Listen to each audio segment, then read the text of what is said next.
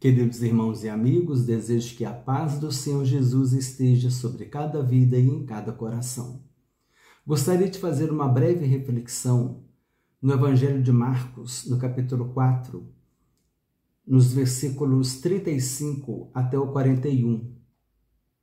O texto bíblico que nós vamos ler fala sobre a passagem na qual Jesus acalmou uma tempestade.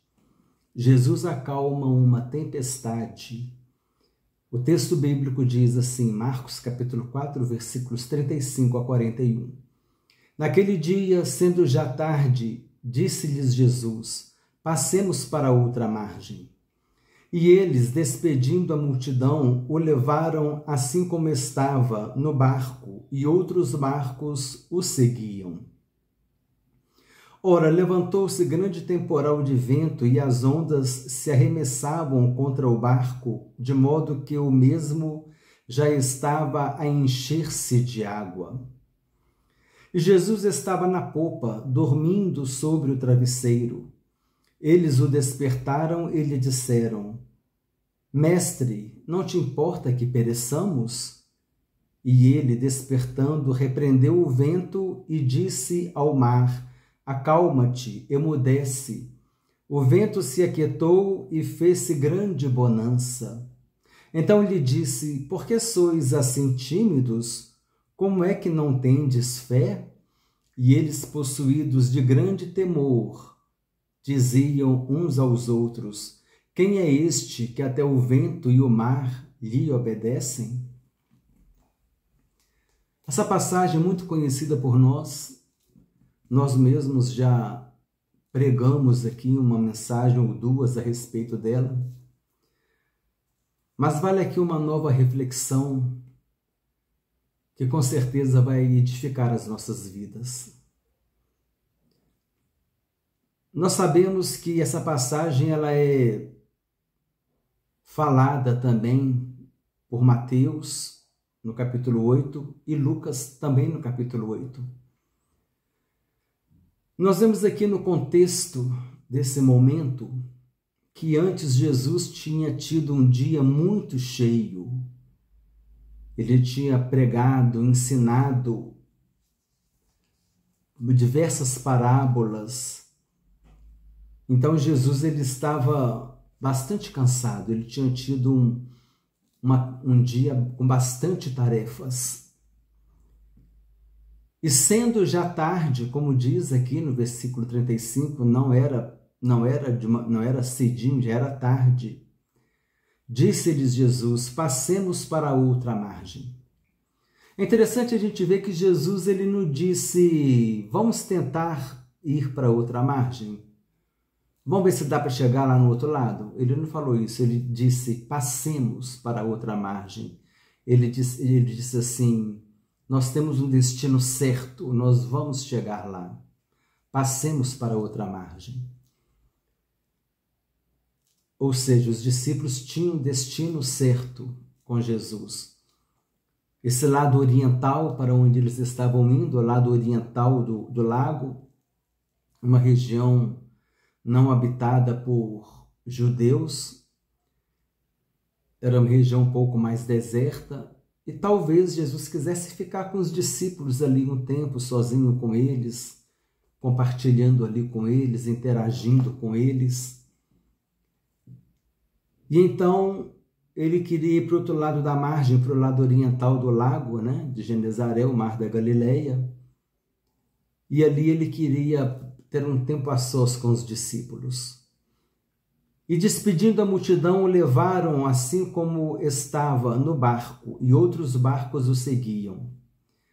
Então eles despediram a multidão e Jesus foi com eles em direção ao outro lado. E se levantou um grande temporal de vento e as ondas se arremessavam contra o barco, de modo que o mesmo já estava a encher-se de água. Essa é a característica do mar da Galileia. Isso faz parte da geografia bíblica. Às vezes é importante saber um pouco da geografia bíblica para entender o texto. O que acontece? O mar da Galileia ele é abaixo do nível do mar. Então, ali, aquele ar que fica ali perto do mar é um ar quente. E o ar quente é um ar leve. E em volta, né, tem as montanhas, mas em cima tem um ar frio. Então, em determinado momento do dia, aquele ar frio desce e o ar quente sobe. E isso promove o vento. Só que esse vento ele vem de uma maneira forte, provocando tempestades. Então, isso é algo natural do Mar da Galileia, essas fortes tempestades. Mas essa tempestade ela estava um pouco mais forte, a tal ponto que os discípulos, que eram experientes pescadores, já estavam preocupados com a força da tempestade. Então eles gritaram: mestre, não te importa que pereçamos? Mestre, nós vamos morrer. Talvez até com uma atitude de repreensão, repreendendo Jesus, porque em meio à tempestade Jesus estava dormindo. Mas Jesus sabia quem ele era. Jesus é o Senhor do céu, da terra e do mar. Aquela tempestade não ia afundar o barco onde Jesus estava. E Jesus estava tranquilo, dormindo ali, e os discípulos preocupados com aquela situação, com aquela adversidade, com as suas atitudes, com seus esforços, não estavam resolvendo o problema, então eles fizeram certo, eles foram a Jesus. E é isso que nós devemos fazer também. Quando nós estivermos com a tempestade, com a adversidade sobre as nossas vidas, nós devemos também ir a Jesus. Eleva os meus olhos para os montes, de onde me virá o socorro? O meu socorro vem do Senhor que fez o céu e a terra. Jesus é o autor da criação. É do Senhor Jesus que vem o nosso socorro. Socorro bem presente no dia da angústia.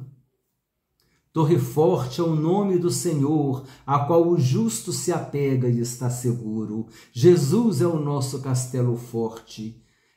Nós devemos nos recorrer a Ele no momento de adversidade, no momento de tempestade.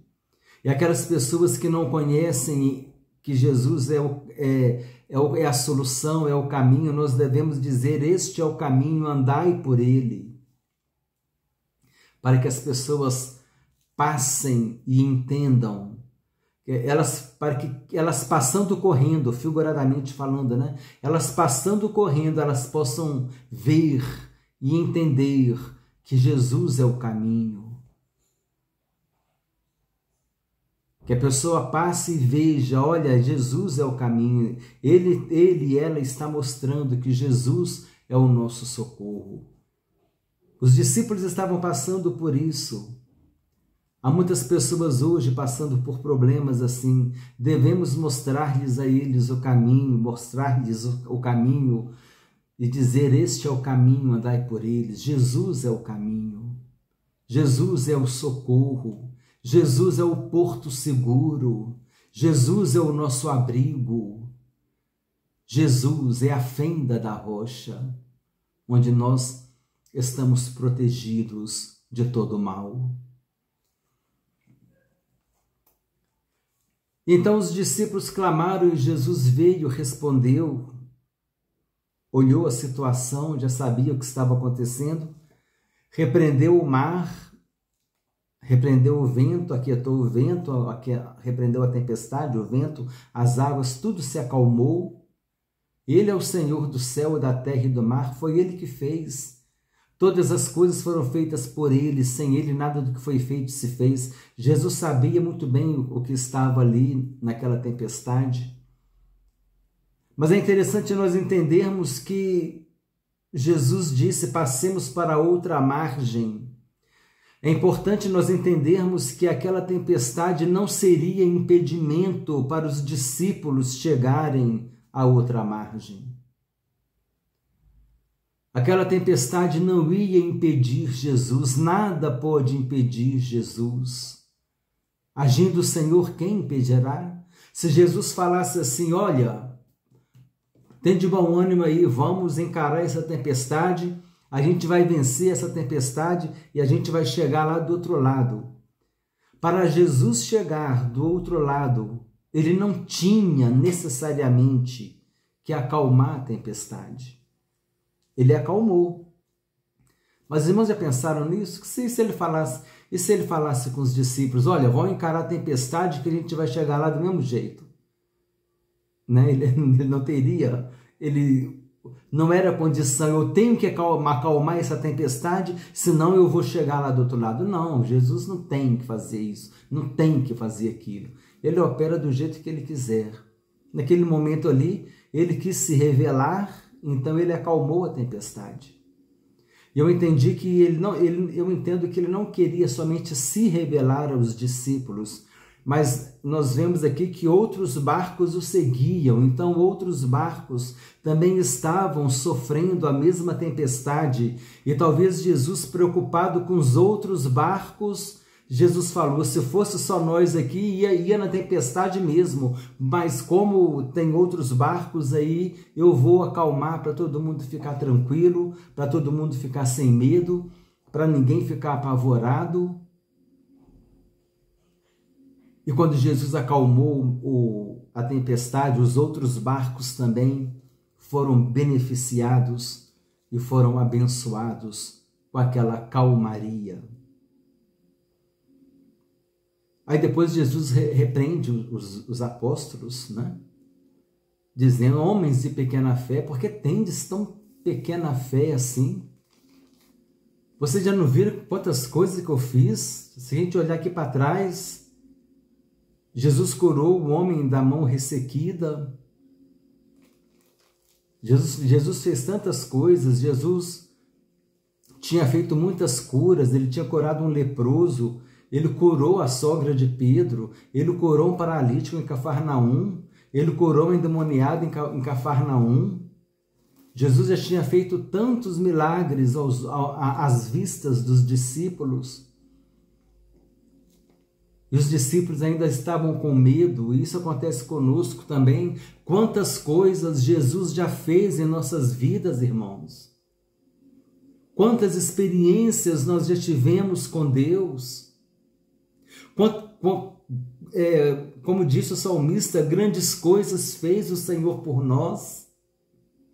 O livramento, uma libertação, uma cura, uma resposta que veio, um agir de Deus, experiências que nós tivemos com o Senhor na obra.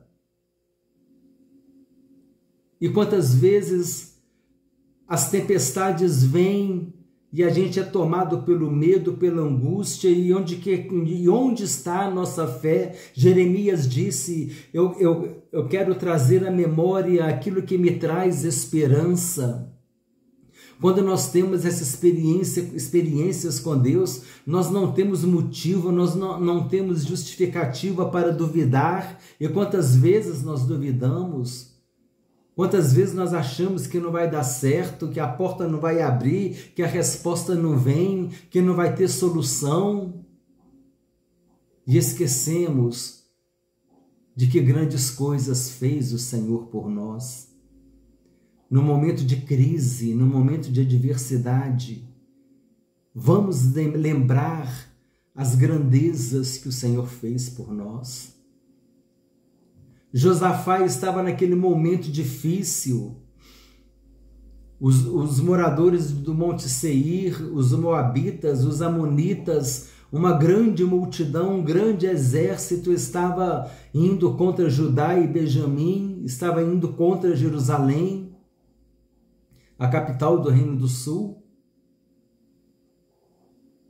E Josafá orou, Senhor, lembra quando o Senhor nos tirou da terra do Egito, e o Senhor não permitiu que o teu povo passasse pelas terras dessas pessoas que agora estão vindo contra nós, sem motivo eles vêm contra nós, mas lembra de quando o Senhor falou que havendo luta, havendo dificuldade, que se o povo clamasse aqui no templo, que o Senhor responderia, e ali Josafá começou a lembrar das grandezas de Deus, e Deus respondeu Josafá e deu o livramento.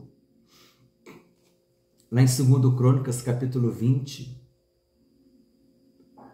Josafá começou a falar das grandezas de Deus. Então, esse é um bom exercício para nós. Está passando pelo vento, está passando pela dificuldade. Ah, Senhor, aquela vez que o Senhor me respondeu. Ah, Senhor, aquela vez que o Senhor me curou. Ah, Senhor, aquela vez que o Senhor fez isso pelo meu filho. Ah, Senhor, aquela vez que o Senhor deu aquele livramento para minha filha. Ah, o Senhor fez isso pelo meu pai, pela minha mãe, pelos meus irmãos. Lá na igreja, o Senhor manifestou o teu poder. Eu vi uma pessoa ser curada. Eu vi uma pessoa ser liberta. Eu vi o Senhor fazer milagres. Eu vi com os meus olhos. Eu vi com os olhos carnais, milagres, prodígios, obras grandes que o Senhor fez. Por isso agora, nesse momento, eu não posso abater a minha fé.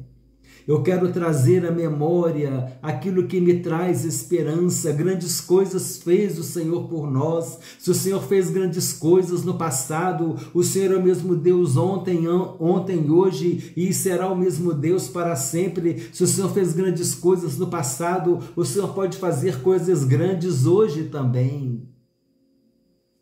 E no futuro também. Eleva os olhos para os montes, de onde me virá o socorro? O meu socorro vem do Senhor, que fez os céus e a terra. Jesus fez os céus e a terra. Jesus é o autor da criação. O nosso socorro vem de Jesus, o nosso castelo forte.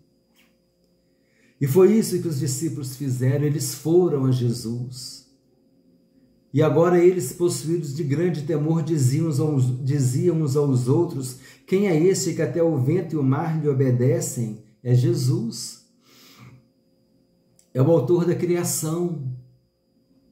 É aquele que fez o céu, aquele que fez a terra, aquele que fez o mar, aquele que fez tudo que neles há, todo ser que respira, os astros, o sol, a lua, as estrelas, o céu azul, o mais profundo do oceano. Jesus fez tudo, amém? Jesus é o autor da criação. Tudo foi feito por meio dele, e sem ele nada do que foi feito se fez. Glória a Deus, aleluia. E aqui está, irmãos, a resposta para nós. Eu gostaria de deixar esse destaque para os irmãos. Jesus disse: passemos para outra margem.